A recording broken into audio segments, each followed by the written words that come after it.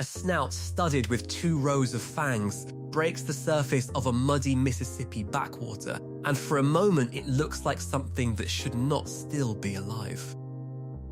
The fish beneath it runs longer than a canoe and heavier than a linebacker, wrapped in scales hard enough to turn a blade, built on a design that already worked when dinosaurs walked this continent.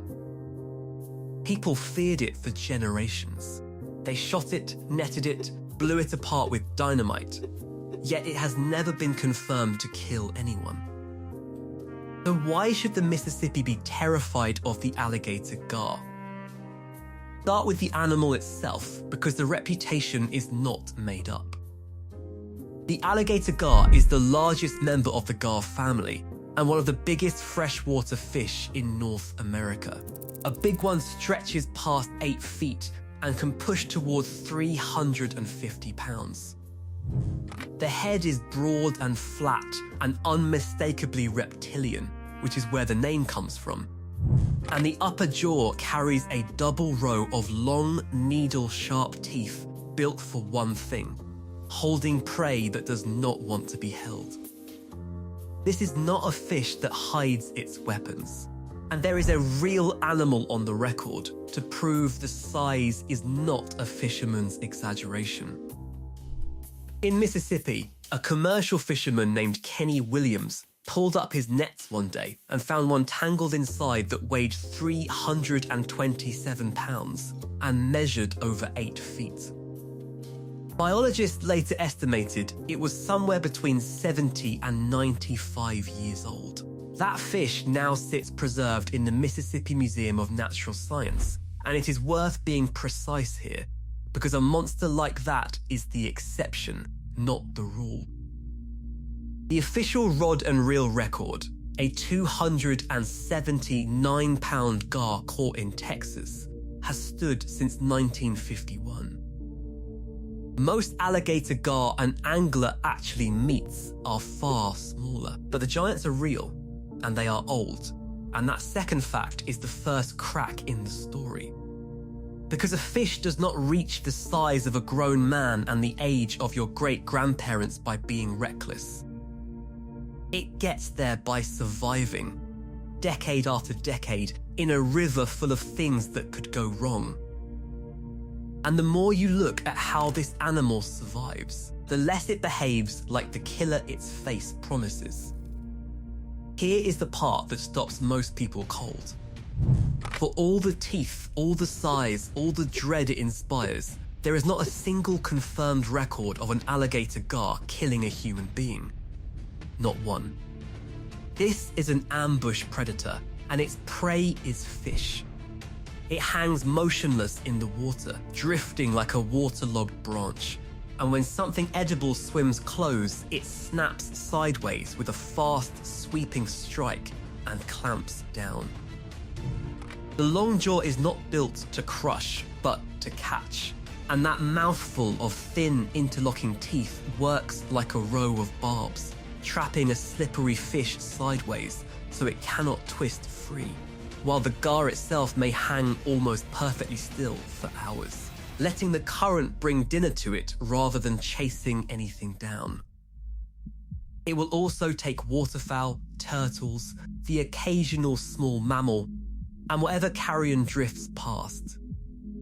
What it does not do is hunt people. The crocodilian head that made everyone afraid is pointed at bluegill and shad and mullet, not at swimmers. The river's most frightening face belongs to something that has never earned the fear by attacking us. It is worth asking where the fear even came from, because it did not come from bodies in the water. The dread was economic. Anglers looked at a giant predator with a mouth full of teeth and assumed it must be devouring all the bass and crappie they wanted for themselves, ruining the fishing and shredding their nets in the process. It felt obvious. It was also mostly wrong. When biologists finally examined what alligator gar actually eat, they found a diet built around abundant, low-value rough fish, and whatever is easiest to catch, not a targeted slaughter of prized game species. The gar was convicted on its appearance. A frightening face and a big appetite were treated as proof of a crime the fish was not committing, and that misunderstanding set the stage for everything that came next.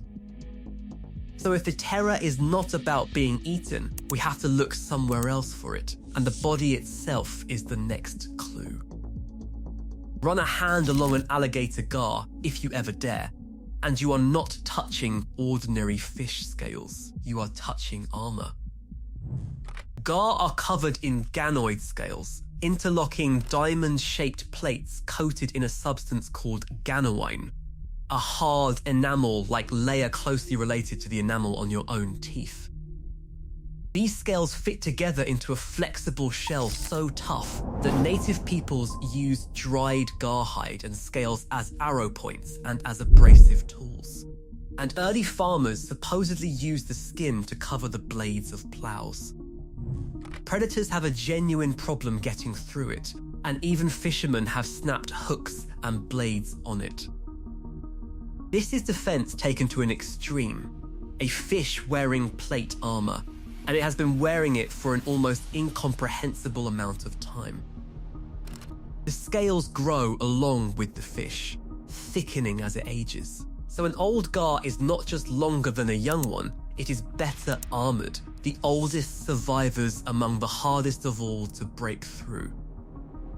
That armor is not built to attack the river, it is built to outlast it. Which brings the easy explanation back to the table, because there is an obvious answer to the title, and it deserves a fair hearing. Maybe the Mississippi should fear this fish simply because it sits at the top. And in strict ecological terms, that is true. A full-grown alligator gar is an apex predator. It eats a wide range of animals, and once it grows past about a meter, almost nothing in fresh water can eat it.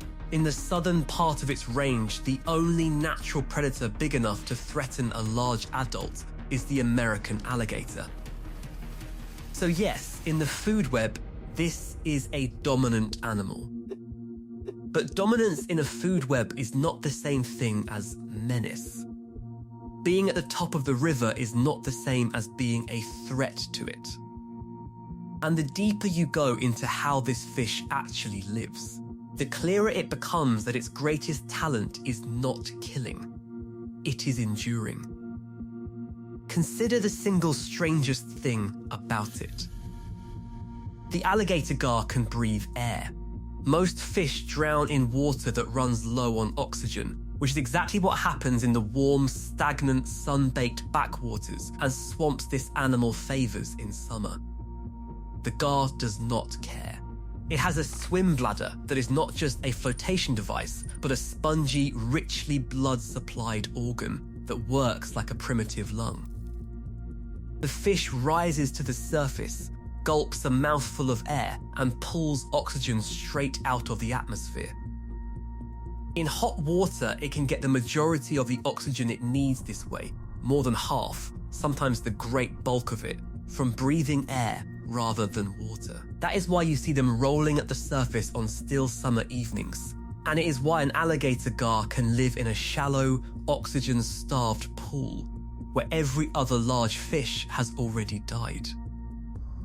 The monster surfacing is not stalking you, it is taking a breath. And that breath is a superpower, because it means this animal can occupy water nothing else can tolerate. The reputation for danger takes another hit when you look at how the gar defends the next generation, because here the fish really is toxic, just not in the way the legends imagine. Alligator gar eggs are poisonous. The bright roe contains an ichthyotoxin that can sicken a human who eats it and is thought to deter the crayfish, crabs, and small animals that would otherwise strip a nest clean. It is a chemical shield around the eggs, a passive defense, not a weapon the adult carries into a fight. So the one genuinely dangerous thing about an alligator gar is a substance you would only encounter if you tried to eat its eggs. Even the animal's toxicity is defensive. Every piece of this creature keeps pointing the same direction, towards survival rather than aggression. And survival, it turns out, is what this animal is truly built for, on a scale that dwarfs any single river or any single lifetime. The gar lineage is old almost beyond belief. Fish recognizably like today's gar were swimming around at least 100 million years ago, in the Cretaceous, sharing the world with the last of the dinosaurs. That alone would make it a living fossil. But in 2024, a study led by Chase Brownstein, then a graduate student at Yale, and published in the journal Evolution, found something even more remarkable. Gar have the slowest rate of molecular evolution of any jawed vertebrate ever measured. Their genomes change so slowly that two different gar species separated by roughly 100 million years of evolution can still crossbreed and produce healthy, fertile hybrids in the wild. Something almost unheard of across that kind of time gap. The alligator gar did not survive 100 million years by constantly reinventing itself. It survived by locking onto a body that already worked and refusing to change it. The armor, the air breathing, the ambush, the patience, all of it was solved early, and the design has been coasting on that solution ever since. And individuals ride that ancient blueprint for an astonishingly long time. Careful aging work, including recent radiocarbon studies of the growth rings locked inside their ear bones, suggests the largest females can pass 100 years old. That means a single alligator gar surfacing in a Mississippi backwater today may have hatched before the men who tried to wipe the species out were even born. So now the easy answer has quietly fallen apart. Armor, air breathing, ancient blueprint, an apex position in the food web. None of that explains why a river should be terrified of this fish. All of it explains the opposite, why this fish is almost impossible to kill by natural means. It shrugged off predators that could crush it. It outlasted the dinosaurs, the ice ages, droughts that emptied whole watersheds. Its range once stretched across the whole warm heart of the continent, from the lower Mississippi and the Gulf Coast up through the river's drainage toward the Great Lakes. And everywhere it lived, it sat quietly at the top, an armored constant, while faster, flashier animals rose and vanished around it. A creature like that does not have a natural enemy worth fearing, which raises a very different and much darker question. If nature could not erase the alligator gar, who nearly did? The answer is us. For most of the 20th century, the alligator gar was not admired. It was hated. Anglers and fisheries managers decided it was a trash fish, a worthless, destructive nuisance that ate the bass and crappy people actually wanted and tore up their nets in the process. So it was condemned, and the campaign against it was brutal. People shot alligator gar on sight. They netted them out deliberately to get rid of them. In some places, they killed them with dynamite, setting off charges in the water and collecting the bodies that floated up. Alice Ferrara, an alligator gar biologist at Nicholls State University in Louisiana, put it plainly, some horrible things have been done to this fish. For decades, killing them was not a crime. It was considered a public service. And it worked, which is the tragedy of it. The fish that 100 million years of natural disaster could not remove began to vanish under human pressure in a matter of decades. Alligator gar disappeared from the northern parts of their range, the stretches of the Mississippi drainage reaching up toward the Great Lakes, and were declared gone from several states entirely. By the second half of the 20th century, The animals survived mainly in the warmer southern rivers, the Louisiana bayous, the lower Mississippi tributaries, the Gulf coastal plain. The double row of teeth, the armor, the ability to breathe air, the deep patience of a 100-million-year-old design. None of it was any use against a rifle and a grudge. What dinosaurs and ice could not accomplish, a few decades of human contempt very nearly did. Then the story turns again, because while people were busy exterminating the gar, they were about to hand the river a far worse problem. Invasive carp, the silver and bighead carp brought into the country and then loosed into the Mississippi system, exploded through the waterways with almost nothing to stop them. These fish breed fast, grow big and feed by straining plankton out of the water almost without pause, stripping away the microscopic food that native fish and their young depend on, and starving the river from the bottom up. Silver carp add a second, stranger menace. Startled by a boat motor, whole schools of them rocket out of the water. Some launching 10 feet into the air, slamming into hulls and knocking boaters cold. They surged up the river network toward the Great Lakes, already massing in the Illinois River and the Chicago waterways.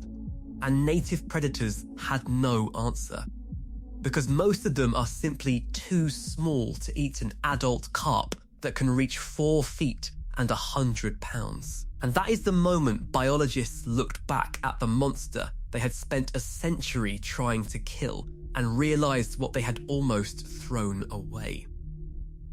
The alligator gar is the one native predator in the Mississippi big enough to swallow a full-grown invasive carp whole. The fish everyone feared is the fish the river now needs. That realization has reversed the whole project. The same kind of agencies that once encouraged killing gar now work to bring them back.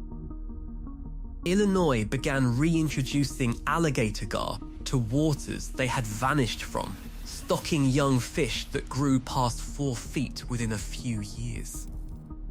Missouri, where the fish had nearly disappeared, moved to protect and rebuild its population, with state biologists like Quentin Phelps studying how gar might help hold the carp in check. Federal and state programs across the lower Mississippi Valley now treat the alligator gar not as a pest, but as a keystone, an apex predator whose presence keeps the rest of the system in balance. The dynamite has been replaced by hatcheries. The animal that was once a target has become, in the language of the people trying to save the river, a weapon on the right side. But bringing the alligator gar back is harder than firing up a hatchery, because of the one thing this armored survivor genuinely depends on. Gar do not spawn just anywhere. In spring, when rivers swell and spill over their banks, the adults push up onto the flooded vegetation of the floodplain, and the females release sticky eggs that cling to the drowned grass and brush, where the young hatch and hide. That pulse of high water is the trigger. No flood, no spawn. And over the last century, the levees, dams, and channelization that tamed the Mississippi also cut the river off from its floodplain, walling it away from the very habitat the gar needs to reproduce. Add the fish's slow schedule, a female may take close to a decade to reach breeding size. And you have an animal that cannot simply bounce back on command. Gutting the population took a few decades of shooting and netting. Rebuilding it runs on the gar's clock, not ours. So return to the question the title asks, because the answer has quietly inverted. Should the Mississippi be terrified of the alligator gar? If terrified means afraid of being attacked, of swimmers dragged under, of a man-eating river monster, then no, and it never should have been. That fear was always aimed at the wrong target. The scary reputation got one thing right and one thing catastrophically wrong. It was right that this is a genuine apex predator, ancient, armored, formidable, a fish that has ruled the bottom of American rivers since before there were people to name it. It was wrong about the direction of the threat. The danger the gar represents was never pointed at us. It was pointed at whatever the river could not otherwise control. The real terror in this story is the quiet one. It is the version of the Mississippi where the gar loses. A river stripped of its largest predator, its numbers still thin from a century of persecution, its recovery slowed by the fish's own unhurried biology. An animal that matures late and rebuilds its numbers slowly. Removing it took only a few decades of shotguns and nets. Rebuilding it takes lifetimes, and the fish does not have the luxury of time while carp multiply around it. A Mississippi without the gar is a Mississippi where nothing native is big enough to push back against the invaders, where the base of the food web keeps collapsing, where the balance that held for 100 million years finally breaks. Not with a bang, but with an absence. That is the thing worth being afraid of. Which brings it back to that snout at the surface, breaking the muddy water to take a breath. At the start, it looked like a horror rising out of the dark, a monster that should not still exist.